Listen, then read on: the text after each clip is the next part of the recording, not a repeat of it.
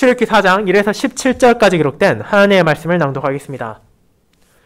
모세가 대답하여 이르되 그러나 그들이 나를 믿지 아니하며 내 말을 듣지 아니하고 이르기를 여호와께서 내게 나타나지 아니하셨다 하리이다. 여호와께서 그에게 이르시되 내 손에 있는 것이 무엇이냐? 그가 이르되 지팡이니이다. 여호와께서 이르시되 그것을 땅에 던지라 하시매 곧 땅에 던지니 그것이 뱀이 된지라.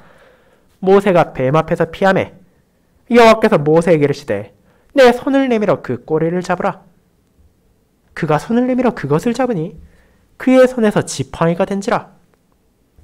이는 그들에게 그들의 조상의 하나님 곧 아브라함의 하나님 이삭의 하나님 야곱의 하나님 여호와가 내게 나타난 줄을 믿게 하려 함이라 하시고 여호와께서 또 그에게 이르시되 내 손을 품에 넣어라 하시매 그가 손을 품에 넣었다가 내어보니 그의 손에 나병이 생겨 눈같이 된지라.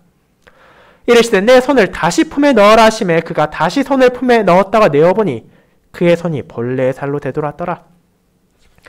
여호와께서 이르시되 만일 그들이 너를 믿지 아니하며 그 처음 표적의 표징을 받지 아니하여도 나중 표적의 표징은 믿으리라.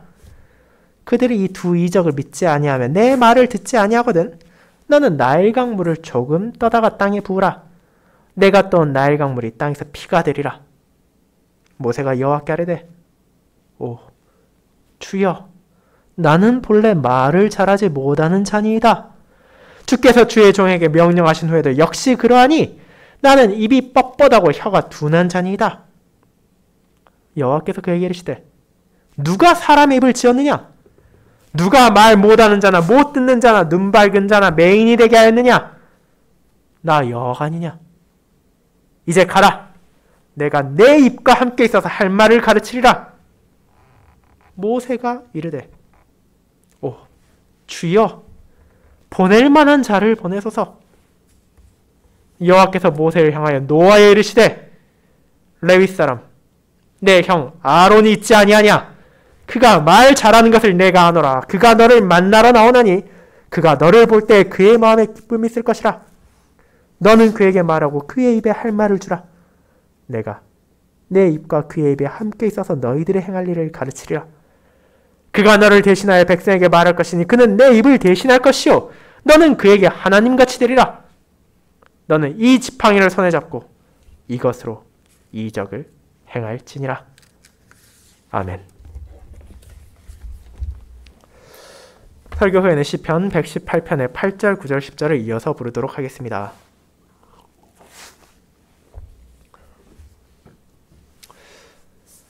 사랑하는 주 예수 그리스도 안에 있는 형제 자매님들, 여러분은 지금까지 살아오며 다시는 떠올리고 싶지 않은 끔찍한 실패를 경험한 적이 있습니까?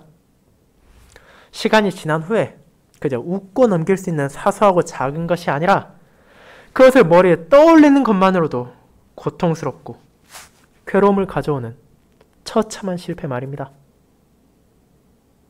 저 또한 그런 힘든 경험을 한 적이 있으며 어쩌면 여러분 중에도 그런 어려움을 겪은 분이 있을지도 모릅니다. 그렇다면 이제 거기에서 한 걸음 더 나아가 봅시다. 그토록 큰 실패를 겪었고 주변의 조롱과 비아냥을 사게 했던 일을 다시 도전해야 한다면 어떤 기분이 들겠습니까? 그 마음은 결코 가볍지 않을 것입니다. 대부분의 사람들은 선뜻 나서서 그래 이번에야말로 문제없이 성공할 것이라는 호언장담을 하는 대신 아마도 어떻게든 그 상황을 피하려 하고 이미 실패한 내가 아니라 보다 더 높은 가능성을 지닌 것 같은 다른 누군가가 나를 대신해서 그 일을 맡아주기를 소망할 것입니다. 왜냐하면 우리는 그 실패의 아픔을 알기 때문입니다. 그것의 고통을 알고 그것의 어려움을 경험했으며 나 자신의 연약함을 알기 때문입니다. 만약 여러분이 이와 같은 가정을 이해하고 공감할 수 있다면 오늘 본문을 바라보는 시선이 조금은 달라질 수 있습니다. 모세의 과거를 생각하지 않는다면 왜 이 사람이 이렇게 고집스럽게 자신에게 주어진 소명을 회피하려는지 이해할 수 없을 것입니다. 그러나 우리는 그가 겪은 일이 얼마나 큰 상처였고 그의 정신과 육체를 뒤흔든 엄청난 사건이었다는 것을 알고 있습니다. 그렇게 우리가 인간적으로 모세를 바라본다면 그의 자세와 태도를 충분히 이해할 만하다 생각할 것입니다. 그러나 동시에 이것은 우리가 경험할 수 있는 실패와 그에 대한 제도전과는 다른 성격을 가지고 있습니다. 저와 여러분이 무언가를 실패한 후 다시 도전할 때 그 누구도 그것이 반드시 성공할 것이라는 확신을 가질 수 없습니다. 하지만 언약 백성의 구원자로 부름받은 모세에게는 그것이 다릅니다. 그가 자신의 능력으로 그 백성을 돕고자 했을 때 실패했으나 이제 그는 그의 능력이 아니라 하나님의 능력으로 그 백성들에게 나아갈 것이기에 그 일에 성공에 대한 확신을 가질 수 있었습니다. 변하지 않으시고 영원히 신실하신 하나님께서 자신의 종을 통해서 그 백성을 건지고자 하시는 것이기에 궁극적으로 그의 소명의 성취는 자신에게 달려있는 것이 아니라 바로 하나님의 은혜에 기반한다는 것을 그는 깨달아야 했기 때문입니다. 그러므로 우리는 어떤 방식으로 하나님께서 모세에게 있어 부담스러울 수도 있고 무거울 수도 있는 소명을 그가 받아들이게 하시는지를 바라보게 됩니다. 그리고 이를 통해 하나님께서 어떻게 자신의 자비하심과 신실하심을 이스라엘 자손들에게 증거하시는지를 바라볼 것입니다. 저는 이를 흔들리는 구원자, 흔들리지 않는 하나님이라는 제목으로 설교할 것입니다. 그리고 두려움과 떨림으로 흔들리던 모세를 하나님께서 어떻게 붙잡으셨음을 바라보고 그 놀라운 하나님께서 오늘날 저와 여러분도 붙잡고 인도해 주심을 기억함으로 이 풍성한 위로와 기쁨을 함께 나누고자 합니다. 이를 첫 번째, 흔들리는 모세에게 주어진 세 가지 징표, 두 번째, 흔들리는 모세와 함께 하실 하나님, 세 번째, 흔들리는 모세를 도울 아론이라는 소주제로 나누어 보고자 합니다. 먼저 흔들리는 모세에게 주어진 세 가지 징표에 대해 알아보도록 하겠습니다. 형제자매 여러분, 우리는 지난주일 출애굽 시기 세상을 대표하는 애굽의 바로와 하나님의 백성을 대표하는 인도자로 부름받은 이스라엘의 모세가 얼마나 대조적인지를 바라볼 수 있었습니다. 세상의 군주와 왕과 대통령이 자신의 이름을 떼걸고 자신의 공약을 내세우며 자신이 베풀 은혜를 강조하므로 결국 다른 누구도 아닌 그 자신을 높이고자 한다는 것을 우리는 알고 있습니다. 그것은 오늘날만이 아니라 과거에도 그랬고 앞으로도 그러할 것입니다. 그러나 모세는 어땠습니까? 그는 분명 이스라엘 백성들을 애굽 땅에서 건져내어 가나안으로 인도할 소명, 하나님의 위대한 구속 역사가 그 땅에서 이루어지는 것을 위해 사용되는 종으로 부름받았습니다. 그가 맡은 직분은 이 세상의 어떤 지도자와 비교했을 때도 결코 열등하지 않은 중요한 자리였습니다. 그렇다면 모세는 무엇을 가지고 백성들에게 나아가게 됩니까? 하나님께서는 그의 입을 통해 백성들에게 무엇을 약속하십니까? 다른 이스라엘 자손들과 달리 모세가 바로의 궁정에 살았고 왕가에 속한 사람으로 최상의 교육을 받아놨음을 자랑스럽게 떠들게 하십니까? 그렇지 않으면 애굽의 바로도 주지 못했고 이스라엘의 장로도 선사할 수 없던 자유를 모세야말로 줄 수 있다고 선언하게 하십니까? 그만 따르면 어디에서도 누릴 수 없던 기쁨과 행복을 경험할 수 있다고 장담하게 하십니까? 그렇지 않습니다. 그는 분명 이스라엘의 구원자로서 준비된 자입니다. 그는 앞으로 중요한 소명을 맡을 것입니다. 하지만 본질적으로 그를 포함한 모든 직분자들 그리고 모든 성도들은 하나님의 종으로서 이 땅에서 살아가는 것입니다. 그렇게 그가 가지고 갈 이름은 모세라는 자신의 이름이 아니라 여호와 하나님, 스스로 있는 자이시자 아브라함과 이삭과 야곱의 하나님, 언약에 신실하신 하나님의 이름입니다. 그 이름 안에서 이스라엘은 소망을 발견하게 되고 그 이름을 함께 찬양하게 될 것입니다. 그러므로 자연스럽게 그가 가지고 갈 약속 또한 그 자신의 것이 아닙니다. 모세는 하나님의 약속을 가지고 갑니다. 그리고 이 약속은 사실 새로운 것이 아닙니다. 그들의 선조들에게 이미 약속되었던 젖과 꿀이 흐르는 땅, 하나님께서 자신의 언약 백성을 위해 예비하신 가나안이 이스라엘 자손들에게 주어질 것입니다. 물론 그곳으로 향하는 여정, 그 땅을 차지하는 과정은 결코 순탄하지만은 않을 것입니다. 애굽의 바로는 자신의 노예들이 해방되는 것을 원하지 않을 것이며 그 가나안 땅에 이미 살고 있는 족속들은 이스라엘을 적대시하며 그 땅을 내어주는 것을 거부할 것입니다. 그러나 이스라엘에게 약속을 주신 하나님께서는 자신의 전능하신 손길과 신실하신 뜻으로 이를 약속하셨습니다. 그렇기에 이스라엘은 그 하나님의 능력을 의지하며 믿음 안에서 가나안으로 향하게 될 것입니다. 이제 그뿐 아니라 우리는 그들이 애굽을 떠날 때 많은 보화를 가지고 나감을 보게 됩니다. 이를 통해 그들은 초라한 노예의 행색이 아니라 아름답고 당당한 모습으로 종되었던 집을 빠져나가게 될 것입니다. 하지만 그들 앞에 기다리고 있는 것은 무엇입니까? 오늘날 우리가 이사를 하는 것과 달리 이스라엘 자손들은 40여 년의 세월을 광야에서 보내야 했습니다. 귀금속을 교활하는 상점도 없고 그것을 자랑할 사람들도 없습니다. 그렇다면 이것은 무의미한 짐덩이입니까? 왜 하나님께서 이것을 언약 백성에게 굳이 주신 것입니까? 물론 거기에는 분명한 이유가 있습니다. 여러분은 그것이 어떤 방식으로 사용되는지를 출애굽기 이후에 나오는 본문들을 통해 보게 됩니다. 그 보화를 주었던 애굽인들도 그것을 받았던 이스라엘인들도 생각하지 못했던 그 목적은 다름 아닌 하나님의 성막을 지음으로 나타납니다.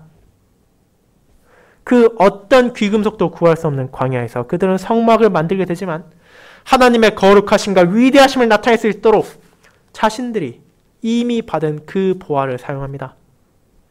그리고 이와 같이 이스라엘이 자신을 섬길 수 있도록 필요한 은혜를 베푸신 하나님께서는 오늘날에도 저와 여러분이 그분을 섬기고 그분을 예배할 수 있도록 풍성한 은혜를 주셨기에 이 사실에 우리는 감사하며 하나님을 함께 찬양하게 됩니다. 이제 그런 하나님의 말씀에서 이어지는 모세의 응답으로 출애굽기 4장이 시작됩니다. 우리가 앞선 본문에서 알게 된 것 중 하나는 언약 백성의 구원자로 부름받은 모세의 태도입니다. 그는 분명 자신감 있게 내가 그것을 하겠습니다. 이런 식으로 하나님께 말하지 않습니다. 그는 계속해서 주저하며 내가 어떻게 일을 하겠냐고 말하고 이스라엘 자손들이 자신을 어떻게 믿겠냐고 반문합니다. 그런 모세의 의문들에 대한 답들이 주어졌습니다. 이제 그렇다면 모세는 어떻게 반응합니까?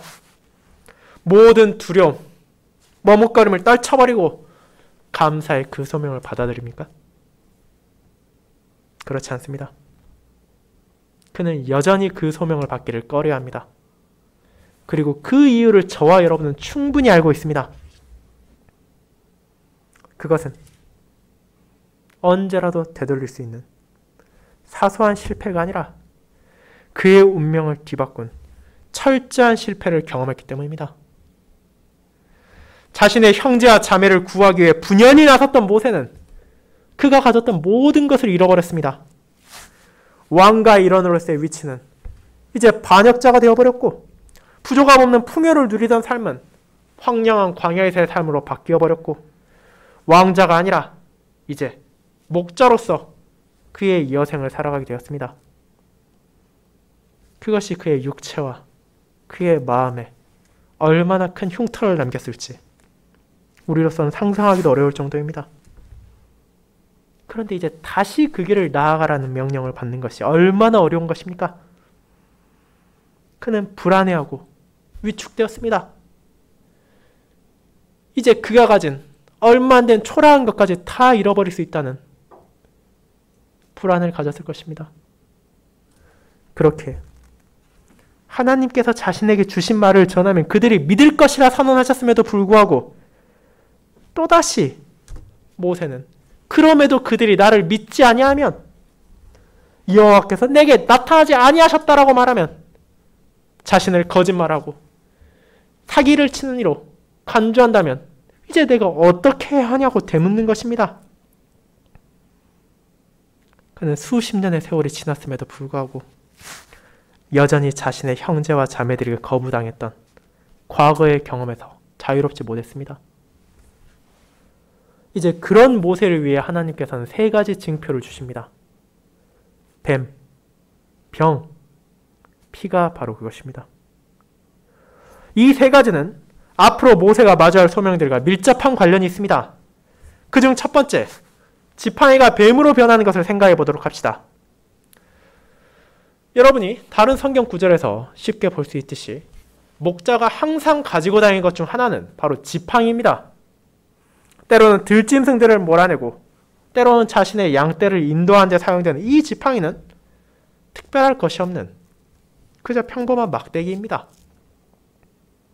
그런데 하나님께서 그 지팡이를 땅에 던지게 하십니다.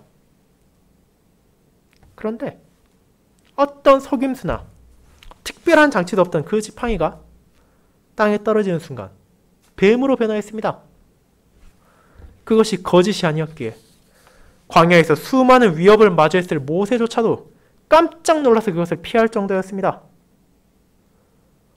이렇게 지팡이가 뱀으로 변하는 것은 분명 놀라운 일이지만 그 안에 담긴 의미를 알게 되면 더욱 놀랐습니다. 모세 시대 근동 지방에서 뱀은 아주 중요한 것을 상징하는 동물이었습니다. 그것은 다름 아닌 애굽의 왕권이었습니다. 여러분이 파라오의 미라가 담겨있는 관을 볼 기회가 있다면 아마도 인터넷이나 TV를 통해 그 관을 바라본다면 왕관의 이마 쪽에 뱀이 일어서 있는 모습을 보게 될 것입니다. 우라이우스라고도 불리는 이 코브라 장식은 나일강을 주관하는 신이자 파라오의 수호신이라고 불리는 여신 우제트의 상징이기에 그 지역에서 뱀이란 파라오의 권위, 그의 주권, 심지어 그의 신성함을 상징하는 동물이었습니다. 그런데 그런 뱀을 하나님께서는 별 볼 일 없는 초라한 목자의 지팡이로 만드셨습니다. 그리고 거기에서 멈추지 않으시고 모세에게 그 꼬리를 잡게 하시고 다시 그것을 지팡이로 돌려버리십니다.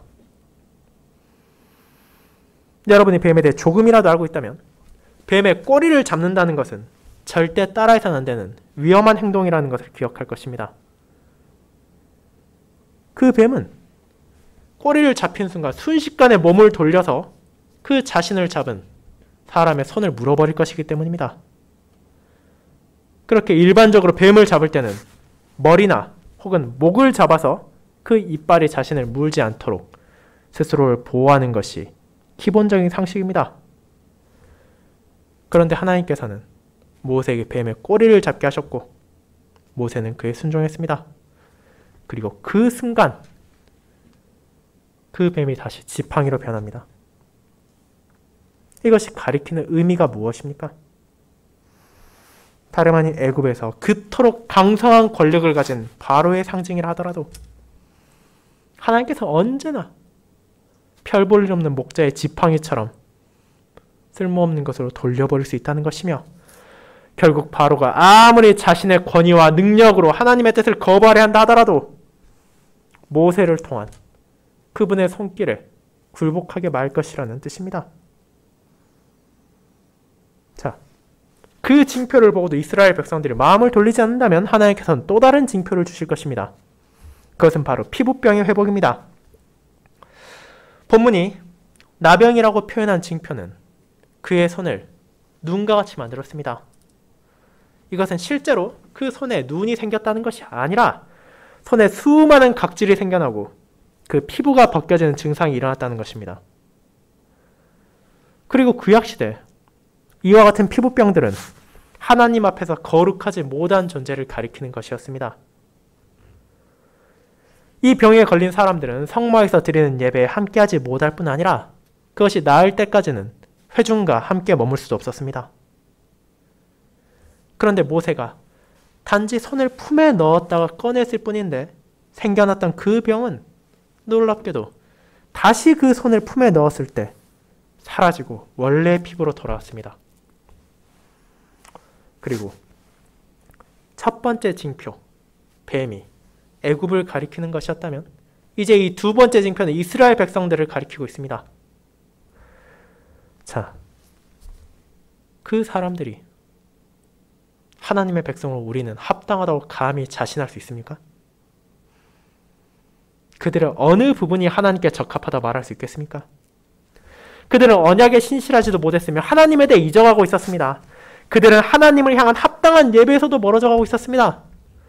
그들은 점점 애굽으로 대표되는 세상 문화에 빠져들어가고 있었습니다. 그 결과에 이스라엘은 자신들이 부정하고 불경건하다는 현실을 마주하게 됩니다. 그런데 하나님께서는 그런 부족한 이들을 자신의 백성으로 택하셨습니다. 눈과 같이 변한 손을 정상으로 돌리신 것처럼 이스라엘 백성들이 하나님의 은혜에서 다시 정결하게 될 것이며 그분의 백성으로 살아갈 수 있도록 인도하신다는 것을 이 징표안에서 보여주신 것입니다. 이제 그와 같은 두 징표를 받은 모세에게 주어진 세 번째 징표는 앞으로 일어날 일에 대해 보여주는 것입니다. 그것은 나일강의 물을 피로 변하게 하는 것입니다. 앞선 바로의 왕권을 상징하는 부분에서도 잠시 언급되었지만 당시 애굽인들에게 나일강이란 단순한 하나의 강이 아니라 신성한 의미를 지니고 있었습니다. 그들의 농업은 나일의 풍성한 수량과 그리고 그것이 만들어내는 비옥한 토지에 의지하고 있었기 때문입니다. 그런데 하나님께서는 그 나일강마저도 얼마든지 쓸모없게 만들 수 있으십니다. 생명과 죽음을 상징하는 피로 그 강물을 만드는 것은 애굽에 펼쳐질 10가지 재앙 가운데 첫 번째이자 그 후에 나타날 이스라엘인들에게 주어질 생명과 애굽인들에게 주어질 죽음을 가리킵니다. 이와 같은 놀라운 징표들이 모세에게 주어짐을 통해 하나님께서는 아무리 이스라엘 백성들이 그를 거부하려 하고 파로와 애굽인들이 그를 무시하려 한다 하더라도 이제 그와 같은 징표들을 통해 여호와가 그에게 나타났고 여호와께서 그분의 종을 너에게 보냈다는 것을 마침내 받아들이고 그의 의견을 따르게 될 것임을 알게 하시는 것입니다. 사랑하는 형제자매 여러분, 이 모든 징표들, 이 놀라운 역사들은 결국 무엇을 보여줍니까? 믿음이 흔들리고 하나님을 잊어가던 이들에게 그분의 능력과 그분의 위엄을 알려주고 신실하신 그분을 의지하는 것이야말로 우리에게 필요한 것임을, 그분에 대한 어떤 의심과 불안을 가져서는 안 된다는 것을 보여줍니다. 그렇다면 이제 여러분은 이런 질문을 할 수 있을 것입니다. 그렇다면 오늘날에는 왜 그런 특별한 징표들이 주어지지 않냐고 말입니다. 그 이유는 우리는 이미 믿음을 가질 수 있는 충분한 진리를 말씀 가운데 깨닫게 되었기 때문입니다. 하나님의 말씀 가운데 드러난 수많은 진리를 통해 우리는 그분의 신실하심이 얼마나 놀라운 것인지를 이제 알게 됩니다. 하나님의 말씀 가운데 펼쳐진 진리를 통해 그분의 공의가 얼마나 굳건한 것인지를 우리는 깨닫게 되며 그분의 사랑이 얼마나 한량없는지를 알게 됩니다. 그리고 그런 하나님이 우리 주 예수 그리스도의 공로로 바로 나의 하나님, 우리의 하나님이라는 것을 믿게 되는 은혜를 받았습니다. 그렇게 우리는 더 이상 특별한 징표를 구하지 않습니다. 우리에게 이미 주어진 복음의 설교를 통해 그리고 우리에게 주어진 성례의 표와 인을 통해 성령 하나님께서는 역사하시며 그분의 백성들이 흔들리지 않고 믿음 안에서 자라갈 수 있도록 돌보시기 때문입니다. 물론 그 사실이 우리가 어떤 연약함도 가지지 않는다는 것은 아닙니다. 성도라 하더라도 여전히 불안과 걱정에 신음할 때가 있으며 근심으로 믿음의 눈이 가려질 때가 있을 것입니다. 그러나 그런 상황이라 하더라도 우리는 하나님께서 함께 하심을 기억하며 위로와 소망을 되찾게 될 것임을 우리는 이어지는 본문을 통해 고백할 것입니다. 그것이 두 번째, 흔들리는 모세와 함께 하실 하나님입니다.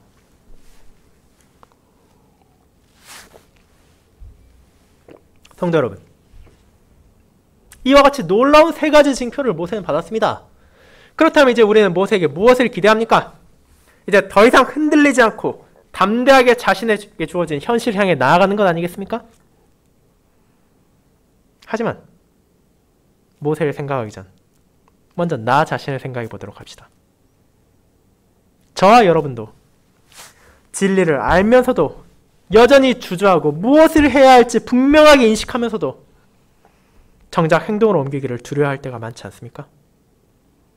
그리고 우리는 본문의 모세를 통해 바로 그런 나 자신을 바라보게 됩니다. 모세는 이제 다른 방면으로 하나님을 설득하려 합니다. 백성에게 거절당하는 것을 두려워하면서 자기는 말을 잘 못하는 자라고 하면서 하나님의 뜻을 거절하려고 하는 아이러니한 상황이 펼쳐집니다. 그의 논지는 자신이 말을 못한다는 것입니다. 그는 자신이 본디 입이 뻣뻣하고 혀가 둔한 자라고 말합니다. 우리는 구체적으로 어떤 의도를 가지고 이 말을 했을지는 알 수 없습니다. 어쩌면 모세가 어렸을 때부터 그런 장애를 가졌을 수 있고 혹은 광야 생활을 하는 동안 어려움을 맞아 말을 더듬게 되었을지도 모르며 미디안에서 생활하는 동안 애굽어를 잊었다는 표현으로 이 말을 썼을지도 모릅니다. 혹은 그런 종류의 문제가 아니라 바로 앞에서 주장을 펼 자신감이나 협상력이 부족하다는 의미로 이 표현을 사용했을지도 모릅니다. 그러나 분명한 것은 이 가운데 어떤 의미를 하더라도 모세는 자신감을 상실했고 그의 소명을 임할 수 없다고 스스로 생각하고 있다는 점입니다. 하나님의 모든 격려와 징표까지도 받았음에도 불구하고 그는 자신의 연약함에서 이를 거부하려 합니다. 그러나 하나님은 흔들리는 모세에게 분명한 답을 가진 질문들을 물어보심으로 그의 믿음을 다시 세우고 붙잡아 주십니다. 누가 사람 입을 지었느냐? 누가 말을 못하는 자나 못 듣는 자나 눈 밝은 자나 맹인이 되게 하였느냐? 그 답은 오직 한 분, 여호와 하나님이십니다. 스스로 있는 자신 하나님께서 세상 만물을 그분의 뜻에 따라 운행하십니다. 모세가 말을 더듬다 해도 서로 그의 말 주변이 부족하고 달변이 아니라 하더라도 그가 애굽의 말을 잊어가고 있다 하더라도 그런 개인의 부족함이 하나님의 뜻을 성취하는데 방해가 될 수 있습니까? 그는 이 말을 하기 전에 하나님께 주신 징표를 바라보지 않았습니까?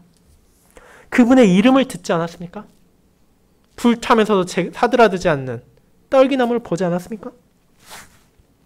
그 모든 것들은 하나님의 주권과 그분의 능력이 이 세상의 상식을 뛰어넘고 우리 인간의 기준을 초월한다는 것을 보여주었습니다.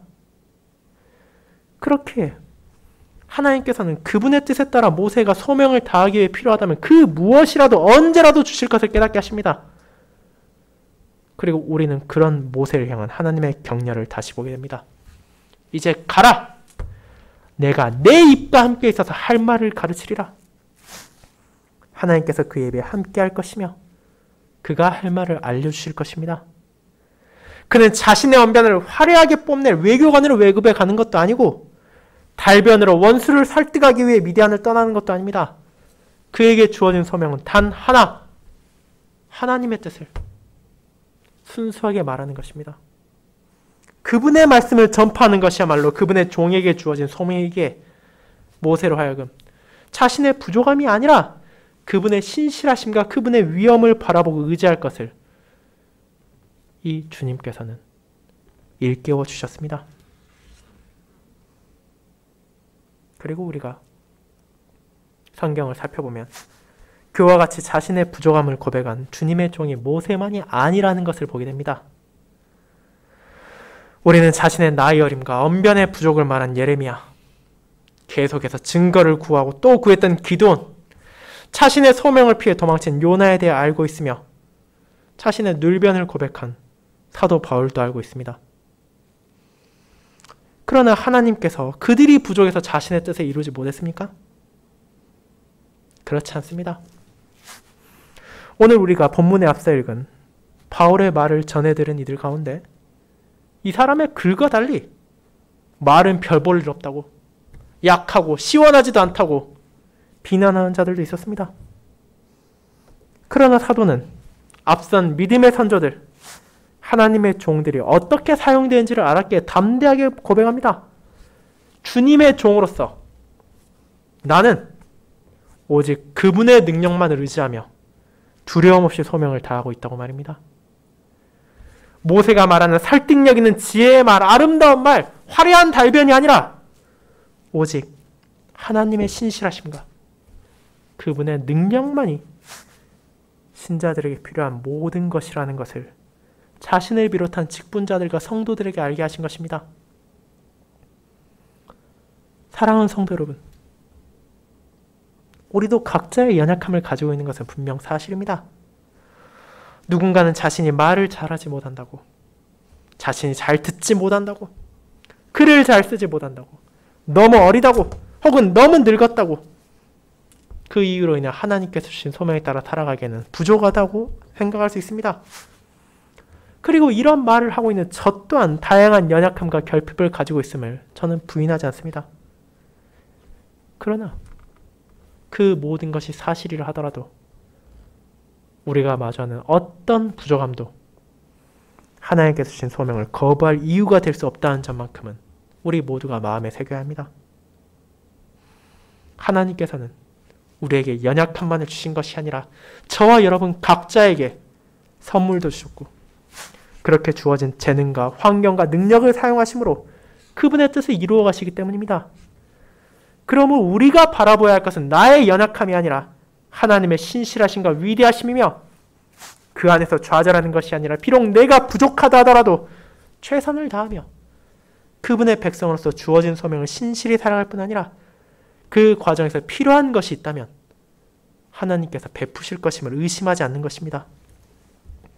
그뿐 아니라 우리의 모든 삶을 하나님께서 함께 하시며 인도하신다는 사실의 확신을 가지고 감사와 기쁨으로 그 길을 나아가야 합니다. 그런 길을 나아갈 때 우리는 홀로 하나님의 종으로 살아가는 것이 아니라 격려와 위로를 나누며 그 삶을 동행하는 형제와 자매들이 있다는 하나님의 축복을 깨닫게 될 것입니다. 그것이 이어진 세 번째, 흔들리는 모세를 도울 아론으로 이어집니다. 여러분, 출애굽기 3장에서 시작되는 이 본문 가운데 하나님은 벌써 4차례에 걸쳐 모세가 제기한 모든 문제들에 대한 해결책을 주셨습니다. 그러나 모세는 어떻습니까? 여전히 이를 거부하려 합니다. 13절에 나오는 주여 보낼 만한 자를 보내소서라는 발언이 이런 그의 생각을 보여줍니다. 그리고 이 말은 앞선 다른 표현들에 비해 차이가 나는 점을 한 가지 가지고 있습니다. 앞선 질문들은 최소한 내가 이런 이유로 그 소명을 감당하지 못할 것이라는 핑계를 내포하고 있었습니다. 그러나 그 모든 핑계들이 먹히지 않자 이제 모세가 뭐라 말합니까? 보낼 만한 자를 보내소서라고 말합니다. 이것이 그저 겸손의 표현입니까? 물론 이 안에는 자신이 보낼 만한 자가 아니라며 스스로를 낮춘 의미도 담겨있지만 거기에는 또 하나의 의미가 있습니다. 그것은 동시에 하나님께서 자신을 잘못 보았다는 의미입니다. 이제 그는 핑계를 대는 것을 넘어 하나님께 이의를 제기하며 하나님께서 부를 자를 잘못 보았다는 오만한 표현을 합니다. 그와 같은 불순종에 마침내 하나님께서는 노하십니다. 그동안 계속해서 인내하고 모세의 의문을 풀어주셨지만 끊임없이 자신의 불순종을 꺾지 않자 노하시며 그의 모든 연약과 주저함을 떨쳐버리도록 질타하십니다. 그리고 그가 소명을 이루는 데 필요한 능력과 도움이 이미 준비되어 있다는 것을 선언하시고 이제 그 직분에 따라 이스라엘 백성들을 향하게 하신 것입니다. 하나님께서는 그를 도울 사람을 준비하고 계셨습니다. 모세가 말에 능하지 않다는 것을 설마 하나님께서 모르셨겠습니까? 그렇기에 이미 그의 형인 아론, 모세와 달리 애굽에서 계속 머물러 그곳의 언어에 능통할 뿐 아니라 말을 능수능란하게 잘하는 자가 모세를 만나러 오고 있습니다. 그리고 그는 자신의 동생과 달리 그에게 주어진 소명을 기쁨으로 받아들이며 모세와 함께 주님의 종으로서 형제와 자매를 섬기는 길들을 함께 나아갈 것입니다. 이제 모세는 그 백성의 중보자로서 하나님께서 주신 말씀을 받고 그 뜻을 아론에게 전하며 아론은 그것을 백성과 바로에게 전달할 것입니다. 그러므로 모세가 자신의 소명에 신실한 이상 그는 아론에게 하나님과 같을 것입니다. 아론은 자신의 동생이 전하는 말을 그저 가족 간의 관계에서 바라보는 것이 아니라 전능하신 하나님의 말씀이라는 것을 인지하며 그것을 순수하게 선포할 것입니다. 그와 같이 아론은 주님의 뜻에 따라 세워진 모세의 부족한 부분을 보충하며 하나님의 말씀이 언약 백성들에게 바르게 선포되고 바로를 향할 수 있도록 사용될 것입니다. 이 모든 과정을 거쳐 마침내 모세는 자신의 고집을 꺾고 의심을 내려놓고 주저함을 떨치고 그 길을 나아가게 됩니다. 그렇게 자신의 종을 계속하여 권면하고 격려함으로써 애굽으로 향하게 하신 하나님께서는 그에게 무엇을 가져가게 하십니까? 그의 지팡이를 가져가게 하십니다. 목자의 지팡이. 지극히 평범하고 아무런 특색도 없는 그 지팡이를 통해 수많은 이적들이 펼쳐지게 될 것입니다. 그것은 뱀으로 변할 것이고 홍해를 가를 것이며 반석에서 물이 나게 할 것입니다. 하지만 여전히 그 지팡이 자체는 어떤 신비도 숨겨져 있지 않습니다. 오직 그것을 사용하시는 하나님의 주권과 위엄이 온 세상을 흔들고 원수들을 무너뜨릴 뿐입니다. 번쩍이는 왕의 홀이 아니라 평범한 지팡이를 통해 이적을 일으키신 하나님께서는 그 사실을 기억하게 하심으로 모세를 다시 격려하십니다. 그분이 부르신 자가 모든 능력을 갖춘 특출난 인물이 아니라 말에 능하지 못하고 늙고 초라한 목자에 불과한 자신이라는 것을 기억함을 그 지팡이를 바라볼 때마다 자신의 연약함과 부족함을 인식하면서도 그런 자신을 통해 하나님께서 놀라운 자비의 손길을, 은혜의 손길을 그의 형제와 자매들에게 펼치심으로 자신이 실패했던 이스라엘 자손들의 구원을 성취하실 것임을 확신하며 그분을 의지하며 주어진 소명에 충실히 순종하게 될 것입니다. 사랑하는 여러분, 이 본문을 통해 우리가 알게 되는 것은 무엇입니까? 우리는 이 세상에 살아가는 동안 세상의 생각에 영향을 받아 우리가 모든 것을 다 갖춰야만 무언가를 할 자격이 있다고 생각하기 쉽습니다. 마치 취업을 하기 위해 회사가 요구하는 자격증을 갖춰야 되는 것처럼 하나님의 종으로 살아가기 위해서도 내가 무언가를 갖추고 자신이 모든 능력을 가지고 나의 힘으로 그 길을 홀로 나아가야 하는 것처럼 오해하기도 합니다. 하지만 그렇지 않습니다. 모세를 부르신 하나님께서 그를 잘못 보지 않으신 것처럼 그분께서는 자신의 영원한 뜻 안에서 저와 여러분을 부르셨습니다. 심지어 하나님께서는 우리가 혼자 그 길을 나아가게 하지 않으셨습니다. 모세에게 아론을 주신 하나님께서는 그분께서 우리와 함께 하실 뿐 아니라 우리를 돕고 격려할 형제와 자매들을 주셨습니다. 그렇게 우리는 함께 그 길을 나아갑니다.